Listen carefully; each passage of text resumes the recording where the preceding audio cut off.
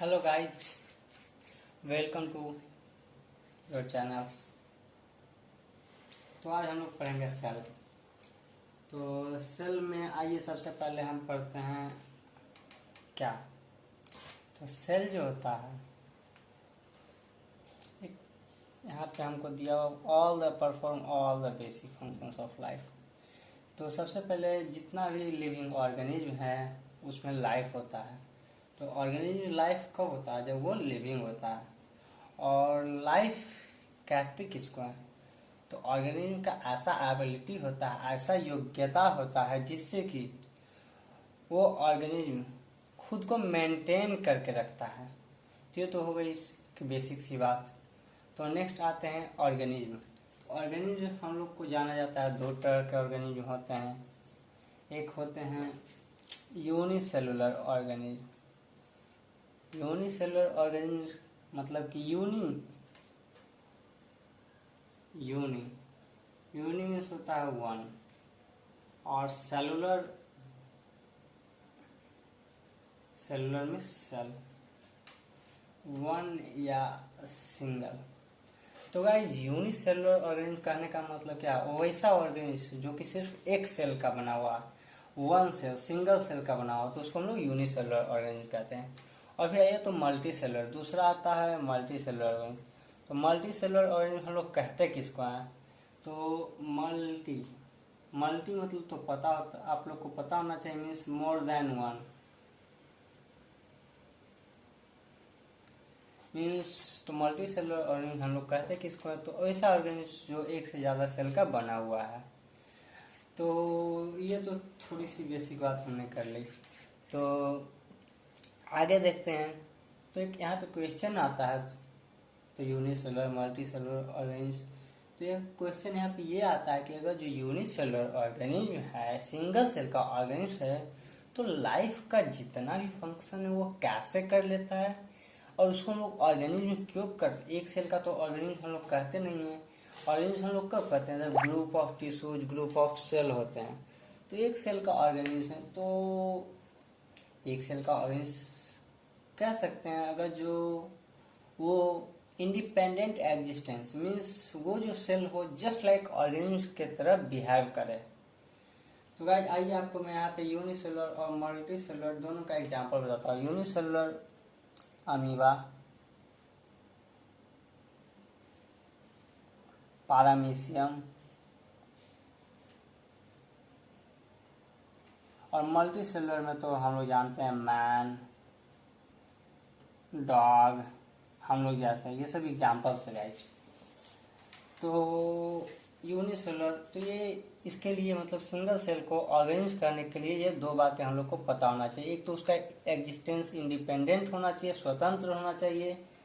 ये नहीं कि किसी के साथ मिल के अपना लाइफ बना रहा है, तो ऐसा नहीं होना चाहिए। और दूसरा है कि जितना भी बेसिक फंक्शंस ऑफ लाइफ होता है, इससे हम लोग क्या करते हैं? सांस लेते हैं।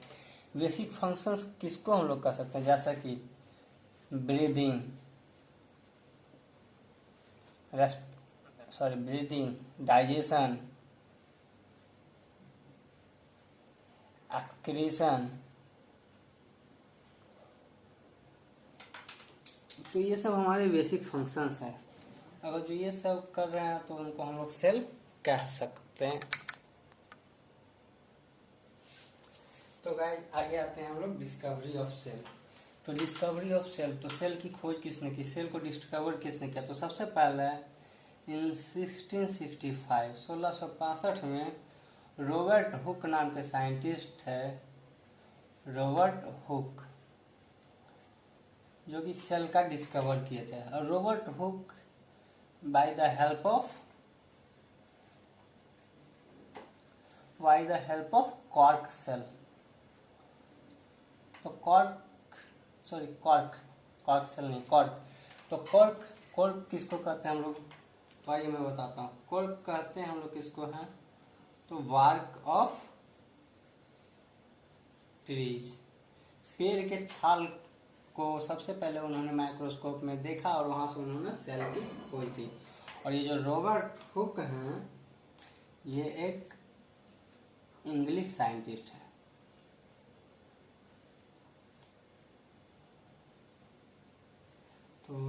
साइंटिस्ट हैं जो कि सबसे पहले first time in 1665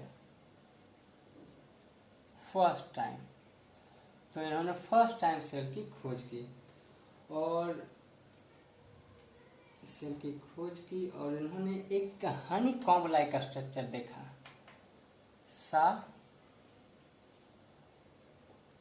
Honey comb like,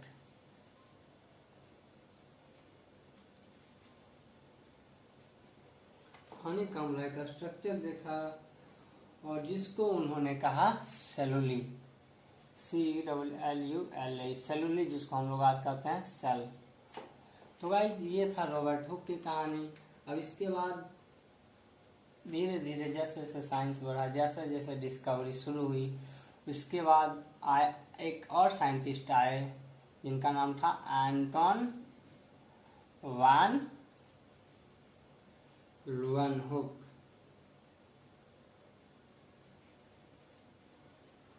तो एंटन वैन लीeuwenhoek एक डच साइंटिस्ट थे, क्या थे? Dutch scientist. तो गाइस डच साइंटिस्ट है, तो इन्होंने क्या किया, इन्होंने स्टडी की, लेकिन इन्होंने किस चीज़ की स्टडी की?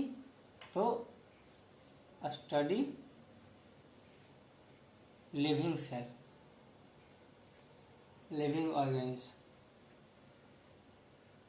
लिविंग ऑर्गेनिज्म की स्टडी की और इन्होंने सबसे पहले living cell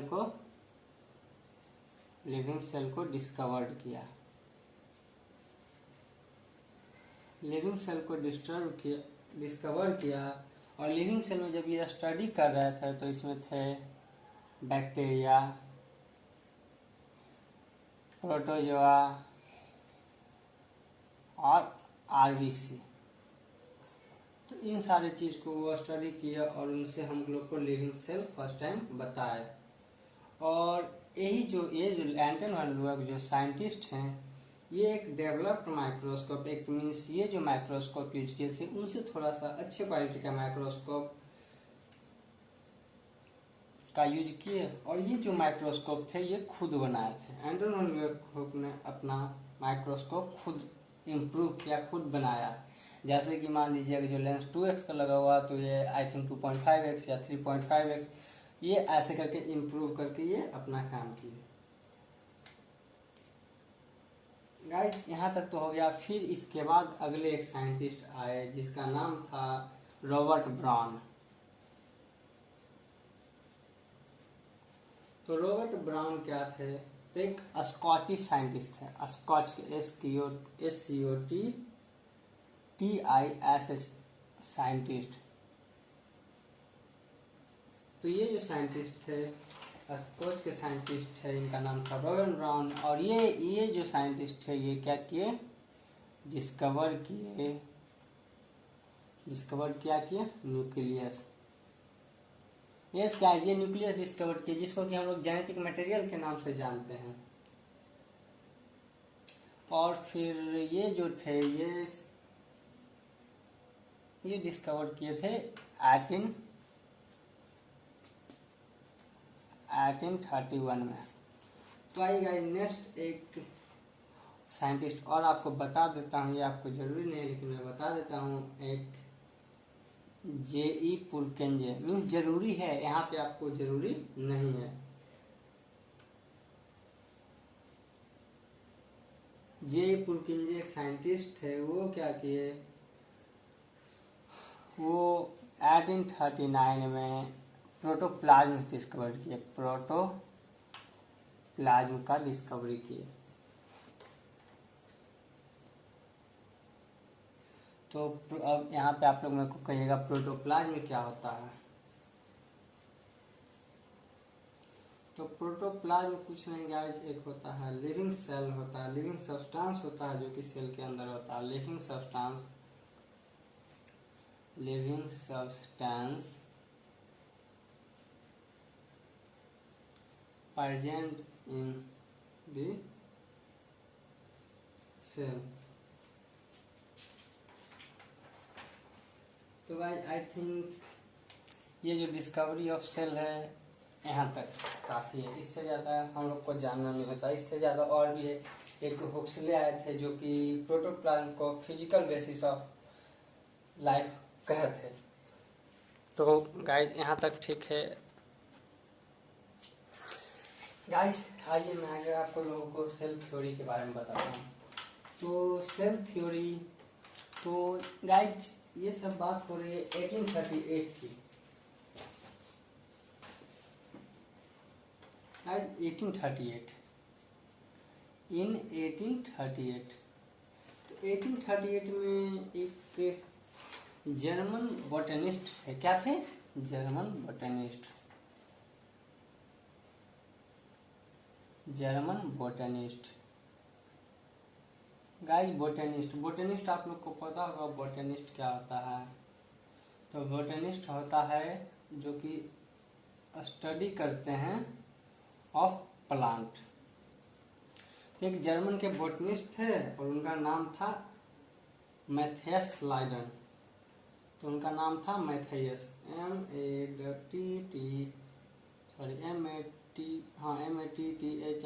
Matheus, spelling mistake थोड़ी सी हो सकती है, उसके लिए टेंशन ना लें।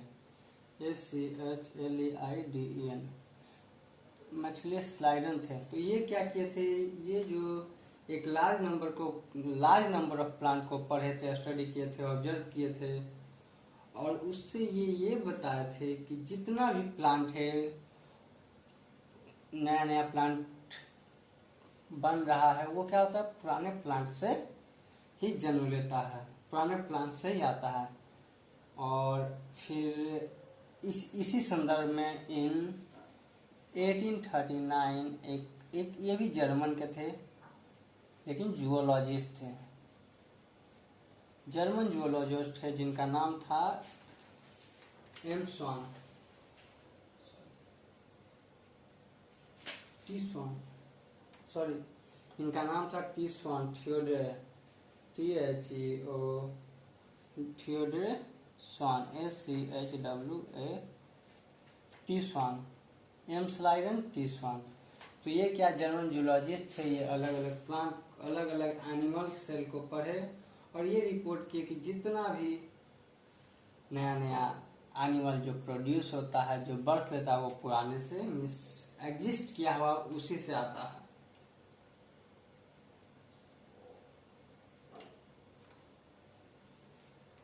और ये एक चीज और बताया था, ये प्लाज्मा मेम्ब्रेन के बारे में बताया था। तो प्लाज्मा मेम्ब्रेन क्या होता है, तो सेल जो है, मान लीजिए ये सेल है, इसका जो आउटर लेयर है, ये आउटर वाला लेयर है, इसको हम लोग प्लाज्मा मेम्ब्रेन कहते हैं।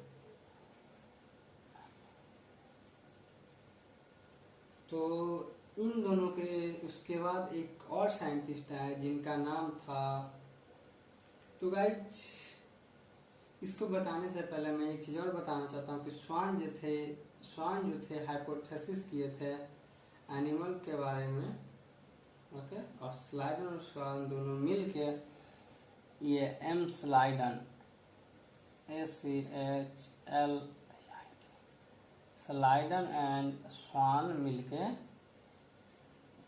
क्या किए, फॉर्मुलेट क्या किए, सेल थ्योरी।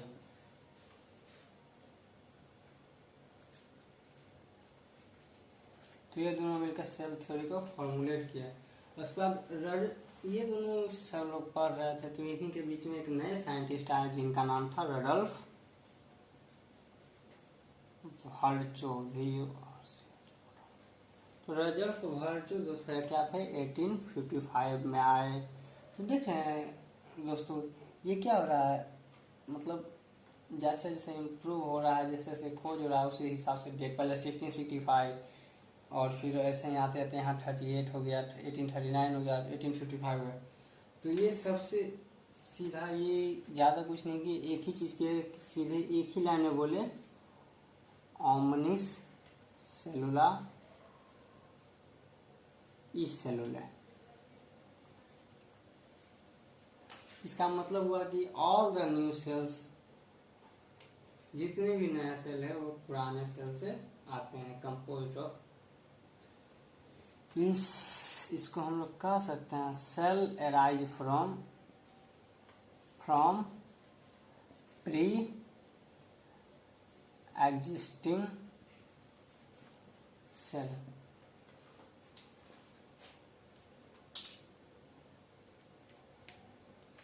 और एक चीज राजा भॉल्ट और कहते हैं कि जितने भी सेल हैं वो कंपोज्ड ऑफ सेल से ही बने होते हैं और सेल के प्रोडक्ट से बने होते हैं।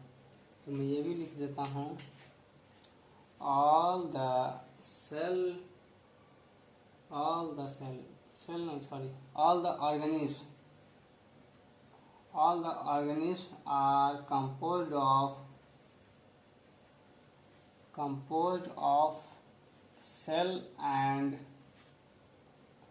product of cell।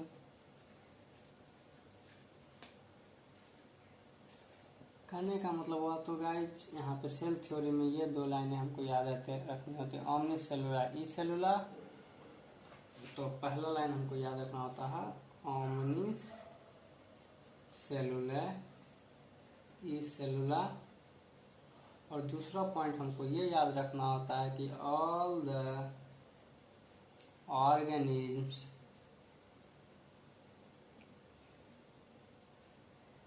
are composed of cell and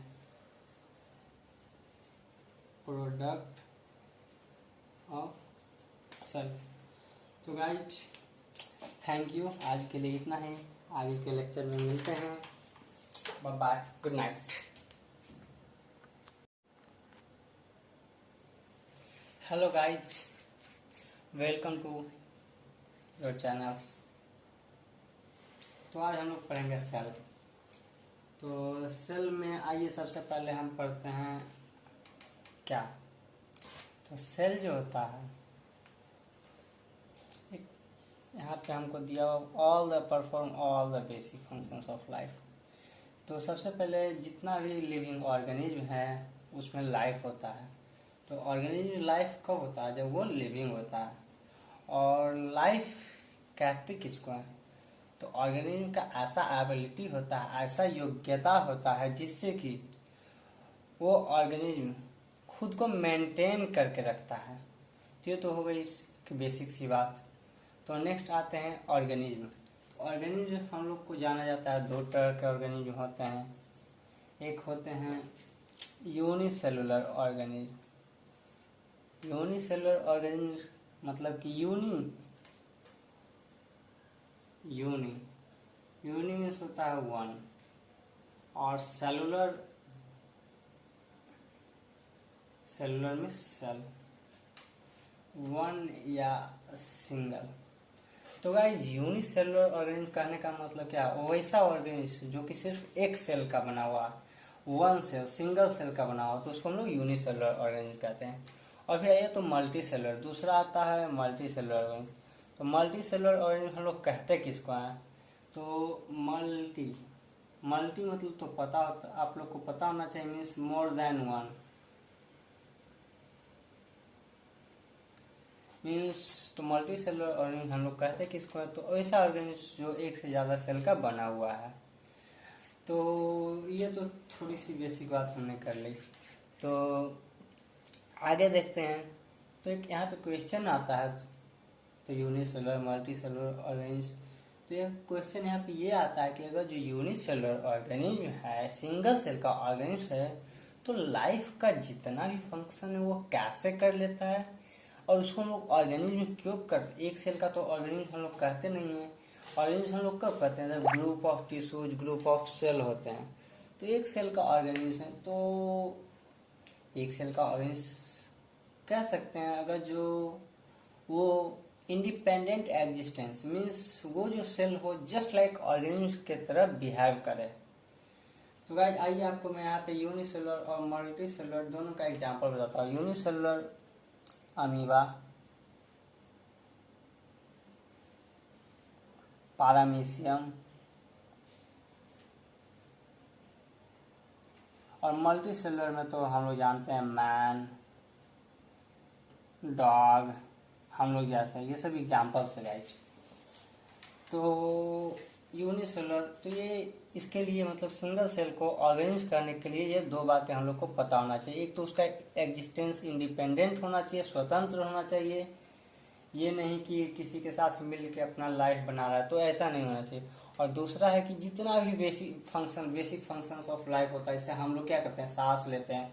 basic functions किसको हम लोग कर सकते हैं, जैसा कि ब्रीदिंग, ब्रीदिंग, डाइजेशन, एक्सक्रीशन, तो ये सब हमारे बेसिक फंक्शंस हैं। अगर जो ये सब कर रहे हैं तो उनको हम लोग सेल कह सकते हैं। तो गाइस आगे आते हैं हम लोग डिस्कवरी ऑफ सेल। तो डिस्कवरी ऑफ सेल, तो सेल की खोज किसने की, सेल को डिस्कवर किसने किया, तो सबसे पहले इन 1665 में रॉबर्ट हुक नाम के साइंटिस्ट है, रॉबर्ट हुक, जो कि सेल का डिस्कवर किए थे। और Robert Hooke by the help of cork cell, तो कॉर्क सेल नहीं, कॉर्क। तो कॉर्क किसको कहते हैं हम लोग, तो आइए मैं बताता हूँ। कॉर्क कहते हैं हम लोग किसको हैं, तो बार्क ऑफ ट्रीज, पेड़ के छाल को सबसे पहले उन्होंने माइक्रोस्कोप में देखा और वहां से उन्होंने सेल की खोज की। और ये जो रॉबर्ट हुक हैं, ये एक इंग्लिश साइंटिस्ट है।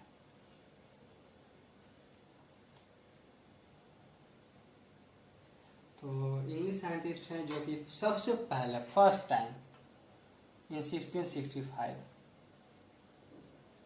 फर्स्ट टाइम, तो इन्होंने फर्स्ट टाइम सेल की खोज की और इन्होंने एक हनी कॉम्ब लाइक स्ट्रक्चर देखा,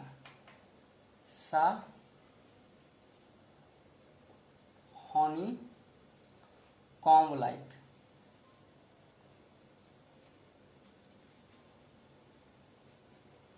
हनी कॉम्ब लाइक स्ट्रक्चर देखा और जिसको उन्होंने कहा सेलुली, CELLULI, सेलुली, जिसको हम लोग आज कहते हैं सेल।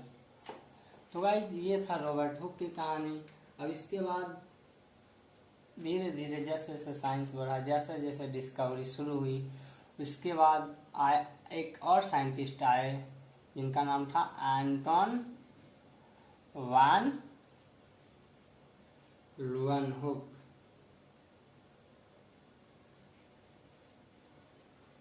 एंटन वैन लुअनहुक एक डच साइंटिस्ट है, क्या थे, डच साइंटिस्ट। तो गाइस डच साइंटिस्ट है, तो इन्होंने क्या किया, इन्होंने स्टडी की, लेकिन इन्होंने किस चीज की स्टडी की, तो study living cell, living organism की स्टडी की और इन्होंने सबसे पहले लिविंग सेल को डिस्कवर्ड किया,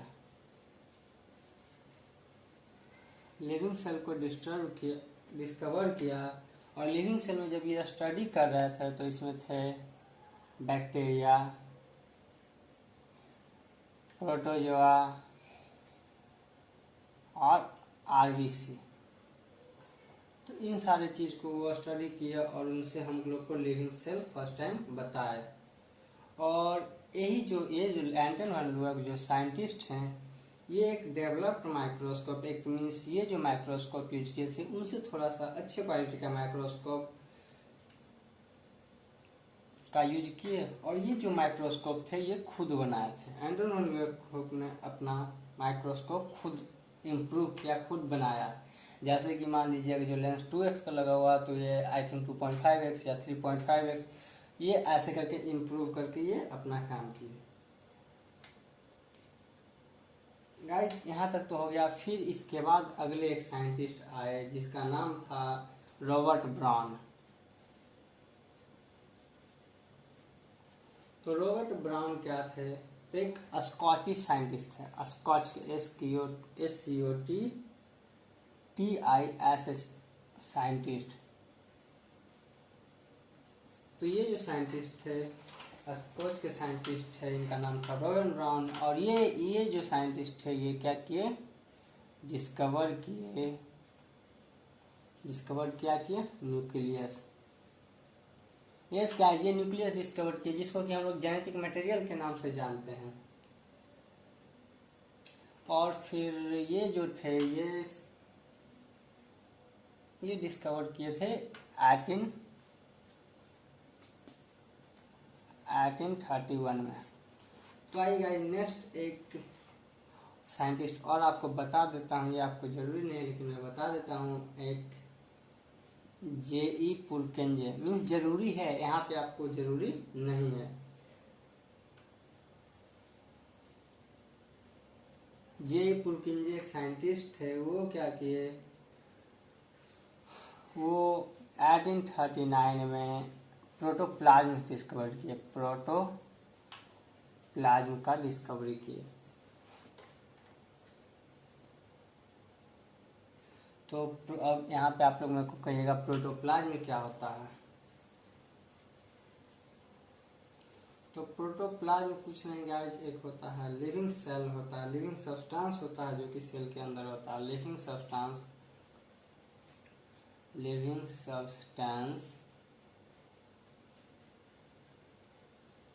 प्रेजेंट इन द सेल। तो गाइस आई थिंक ये जो डिस्कवरी ऑफ सेल है यहाँ तक काफ़ी है, इससे ज़्यादा हम लोग को जानना नहीं होता। इससे ज़्यादा और भी है, एक हुक्सले आए थे जो कि प्रोटोप्लाज्म को फिजिकल बेसिस ऑफ लाइफ कहे थे। तो गाइस यहाँ तक ठीक है। गाइस आइए मैं अगर आपको लोगों को सेल थ्योरी के बारे में बताता हूँ। तो सेल थ्योरी, तो गाइस ये सब बात हो रही है 1838 की। 1838 इन 1838, तो 1838 में एक जर्मन बोटेनिस्ट थे। क्या थे? जर्मन बोटेनिस्ट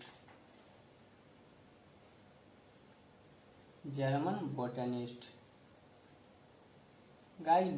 बोटेनिस्ट आप लोग को पता होगा बोटेनिस्ट क्या होता है। तो बोटेनिस्ट होता है जो कि स्टडी करते हैं ऑफ प्लांट। एक जर्मन के बोटनिस्ट थे और उनका नाम था मैथियस लाइडन। तो उनका नाम था मैथियस, MATTHIS।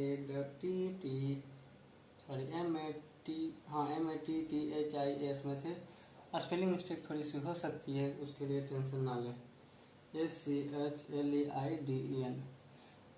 मैथियस लाइडन थे। तो ये क्या किए थे, ये जो एक लार्ज नंबर ऑफ प्लांट को पढ़े थे, स्टडी किए थे, ऑब्जर्व किए थे, और उससे ये बताए थे कि जितना भी प्लांट है, नया प्लांट बन रहा है, वो क्या होता है, पुराने प्लांट से ही जन्म लेता है, पुराने प्लांट से ही आता है। और फिर इसी संदर्भ में इन 1839 एक ये भी जर्मन के थे लेकिन जूलॉजिस्ट थे, जर्मन जूलॉजिस्ट थे, जिनका नाम था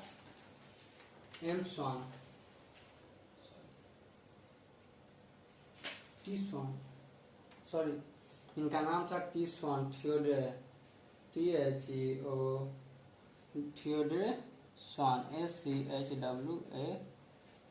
टी स्वान, एम्सलाइडन टी स्वान। तो ये क्या जर्मन जूलॉजिस्ट थे, ये अलग अलग प्लांट, अलग अलग एनिमल सेल को पढ़े और ये रिपोर्ट किए कि जितना भी नया एनिमल जो प्रोड्यूस होता है, जो बर्थ लेता है, वो पुराने से मीन्स एग्जिस्ट किया हुआ उसी से आता है।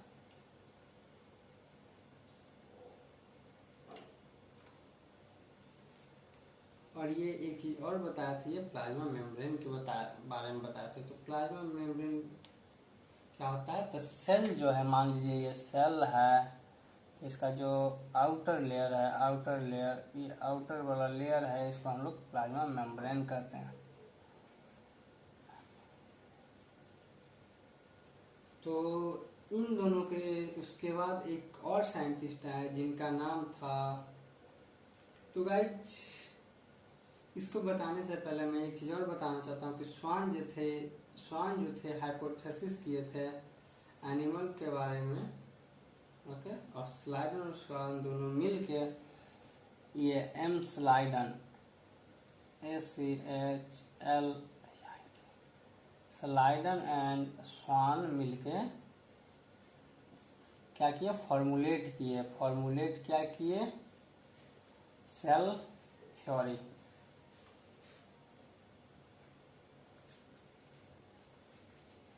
तो ये दोनों मिलकर सेल थ्योरी को फॉर्मुलेट किया। उसके बाद ये दोनों सब लोग पढ़ रहे थे, तो इन्हीं के बीच में एक नए साइंटिस्ट आए जिनका नाम था रडल्फ वर्चो। तो रडल्फ वर्चो दोस्तों क्या थे, 1855 में आए। तो देख रहे हैं दोस्तों ये क्या हो रहा है, मतलब जैसे जैसे इम्प्रूव हो रहा है, जैसे जैसे खोज हो रहा है, उसी हिसाब से डेट पहले 1665 और फिर ऐसे ही आते आते यहाँ 38 हो गया, 1839 हो गया, 1855 हो गया। तो ये सबसे सीधा, ये ज़्यादा कुछ नहीं कि एक ही चीज़ के सीधे एक ही लाइन में बोले, ओमनिस सेलुला इस सेलुला।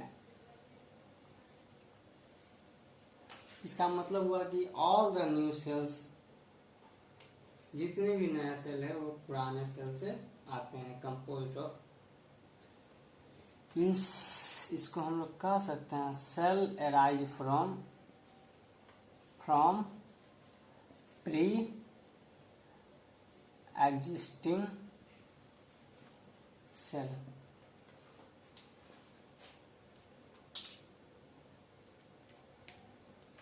और एक चीज और कहते हैं कि जितने भी सेल हैं वो कंपोज्ड ऑफ सेल से ही बने होते हैं और सेल के प्रोडक्ट से बने होते हैं। तो मैं ये भी लिख देता हूँ, ऑल द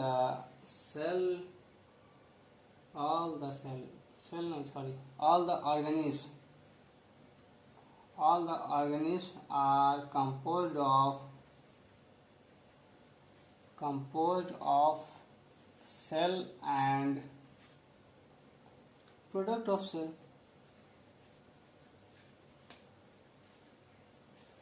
कहने का मतलब हुआ, तो गाइज यहाँ पे सेल थ्योरी में ये दो लाइनें हमको याद रखनी होती है, omnis सेलुला E सेलुला।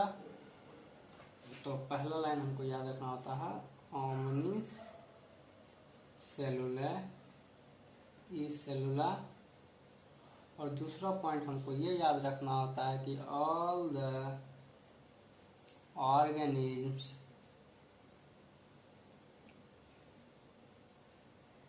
are composed of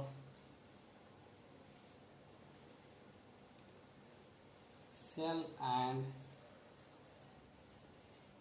product of cell।